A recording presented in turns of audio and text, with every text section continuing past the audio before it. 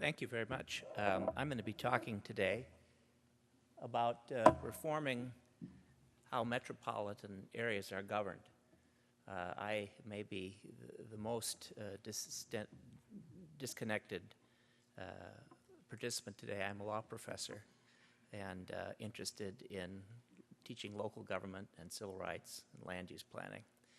I'm going to talk a little bit today about some of the opportunities that are occurring today about changing the form of metropolitan government.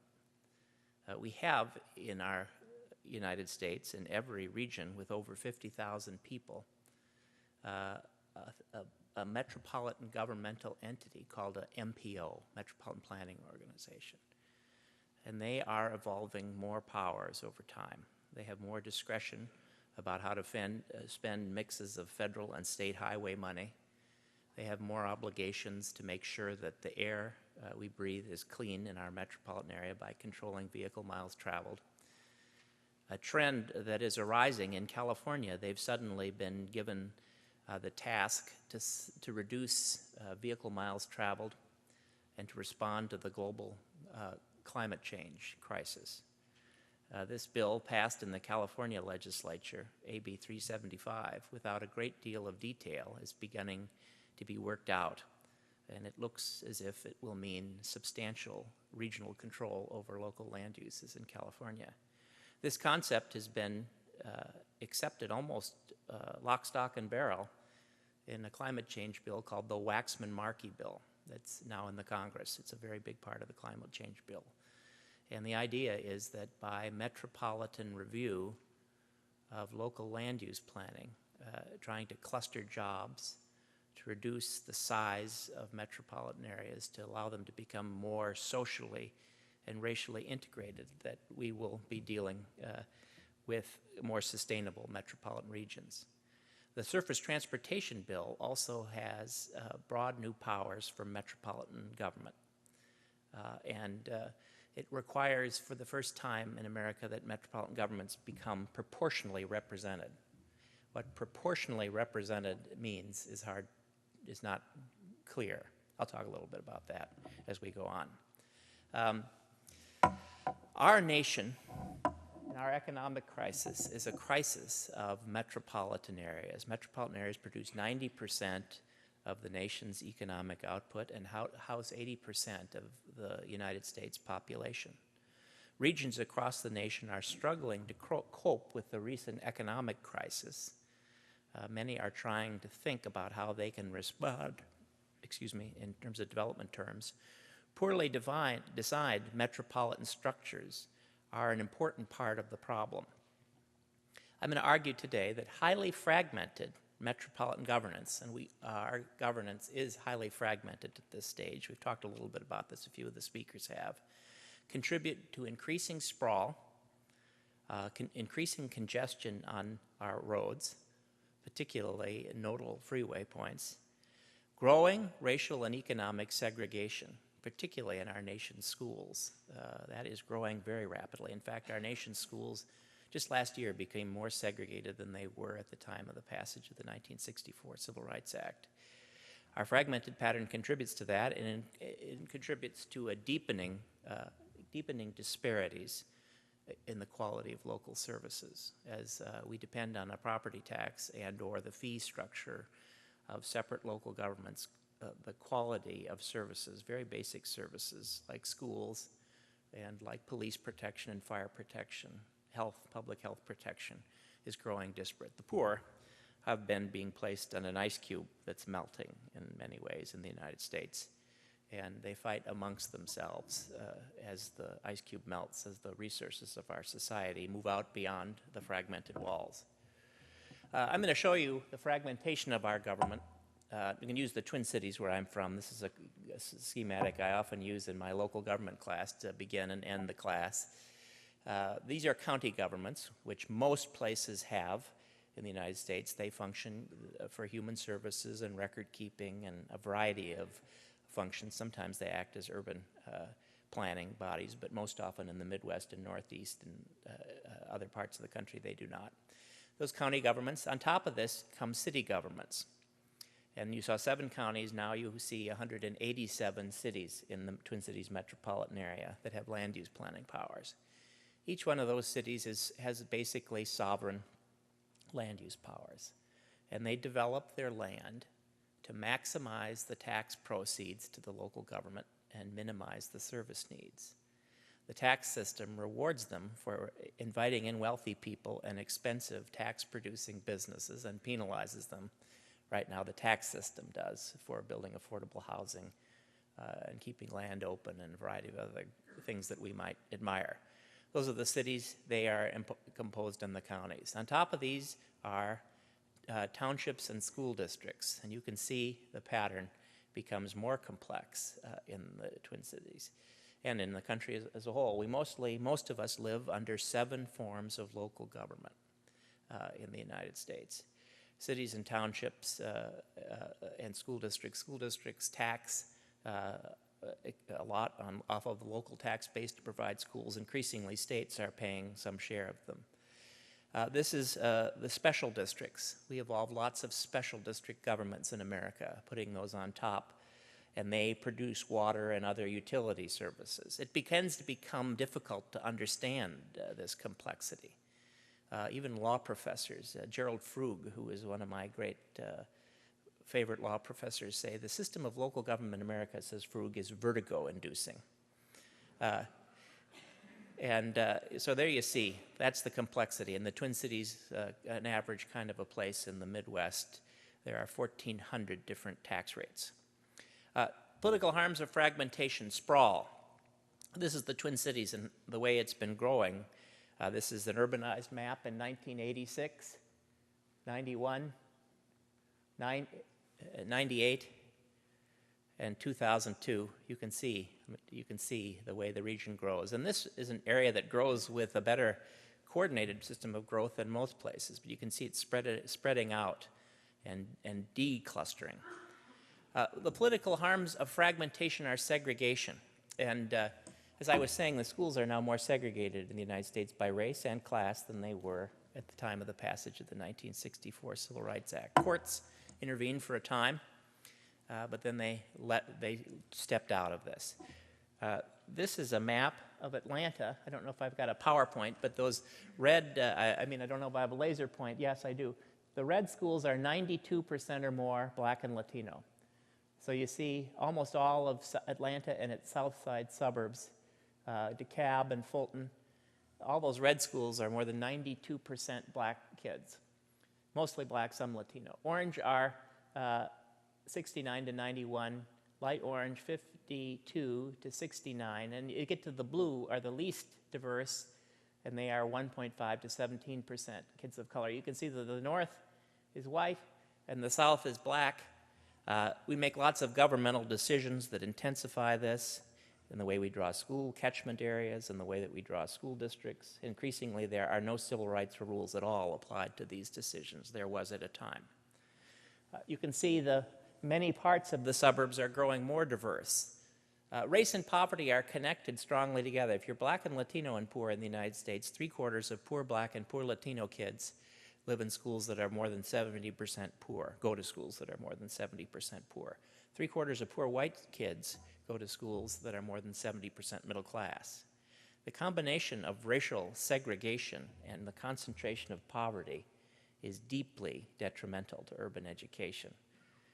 No social scientists dispute that it dramatically decreases graduation rate, connection with higher education, or connection to middle class earnings. We're doing studies at the Institute on Race and Poverty that are tending to show the segregation levels of high schools are the strongest single predictor of incarceration later in life. This is poverty, and you can see the race map in terms of Atlanta, the southern part of Atlanta and its suburbs, the places where Black and Latino kids were. Those places are poor, 84% poor, the red schools are, 111 of them, 83 that are between 69 and 84. And this social separation is moving us as we move into the largest and most multiracial society, into one of the most segregated ones, with little legal sense of how bad this is. Inequality. These are the local units of government in metropolitan Detroit. I've spent the last 2 days in metropolitan Detroit, and metropolitan Detroit is one of the most unequal places in the country, one of the most segregated places. The red and orange areas are places where the local tax wealth is lower than average. The light blue and the dark blue places are the places where the local tax wealth is above average. So in the red and orange places, which are racially changing and de-investing and emptying out, every year the tax rates go up to chase smaller levels of services. And those communities say, hey, businesses and middle-class families, please come here. We're getting poorer. We can tax you every year at a higher rate and spend less on you. The blue places at the outer edge in Detroit can say, at least up until recently, we're growing, but they can still say, we're very white. We're never not going to be very white. We have very low poverty. We're never going to let in the poor. We can tax you at a low rate and spend a lot on you. And if you come, and if you bring your businesses, we can tax you every year at a lower rate and spend more on you. This is metropolitan Philadelphia. You can see the older suburbs in Delaware County and in the interior part of Philadelphia are again in a category not quite as poor as Philadelphia, but nothing like the blue suburbs of the King of Prussia. Sprawl. The higher number of local units of government, this curve shows that the higher number of units of government in the United States, the more units of government you have per 10,000 residents, the more land you use. There's a strong analysis relationship. The more units of government with land use planning powers used, the more you waste land, the more you use land. These are two places, Portland and the Twin Cities, put on this spectrum. The Twin Cities has a lot of local units of government, but does better than predicted. Portland has fewer units of government and does much better than predicted. Two places that have regional governments that have land use planning powers. The Twin Cities doesn't do as well as Portland, but they both do better than their peers in terms of the number of units of government they have. Segregation. Effective institutions can help segregation. Again, the greater number of units of government you have in the United States, the more intense racial segregation is. The more local units of government you have with land use planning power, the more intense racial segregation is. And you can see this is the predicted curve based on the number of units of government. You can see the Twin Cities and Portland both do better than they're predicted. Only two places that really have strong regional land use governance. San Diego may have some form, you could argue, would fit in this. It also does better than predicted. Inequality. Effective regional institutions can help reduce the inequality in local units of government. Again, the same line. Of course, the more local units of government you have with land use planning powers, the greater the inequality in local services are. This is the line that predicts that, and again, you can see Portland and the Twin Cities do better. Growth. Places that have fewer units of government and more regional coordination tend to be growing more. They tend to be competing better in the world economy, whether it's a conscious effort where the communities are getting together and working on larger economic development plans, or whether they're just more attractive places to be, and people like to be in healthier, better places. They have stronger economic growth. Reforming metropolitan planning organizations, things that are right now before the Congress, and the Surface Transportation Act and the Waxman-Markey bill, I think offers the best path toward dealing with some of the larger consequences that we have: sprawl, global warming, racial segregation, the use of land, the redeveloping of our older cities. There are already more than 400 MPOs across the country, but they must be reformed to be more representative, to be more accountable, and to have the necessary powers. I argue the kinds of powers that Portland and the Twin Cities exercise should be part of those powers: to review local plans, to try to cluster jobs, to create an urban growth boundary, to place transit over highways. Recovery funds, I think, provide part of the means. The new administration, at least at the highest levels of HUD and Environmental Protection Agency, are on board. And I think the Transportation Department is more on board than any transportation department I've had the chance to work with. So it's possible. I talked about the Surface Transportation Act. Senator Dodd's Livable Communities Act has pieces of it, the Waxman-Markey bill. It's important in all these reformations of metropolitan planning organizations that central cities and fully developed suburbs have a proportional seat at the table. In metropolitan Detroit, up until recently, the two central cities or the central city of Detroit had as many votes as very low-density urban counties. That's changed now in Michigan, and it needs to change throughout the country so that core places have a seat at the table. MPOs, more representative, should be, all of the statutes require proportional representation in order for metropolitan planning organizations to be recertified. I talked about central cities and fully developed suburbs being represented.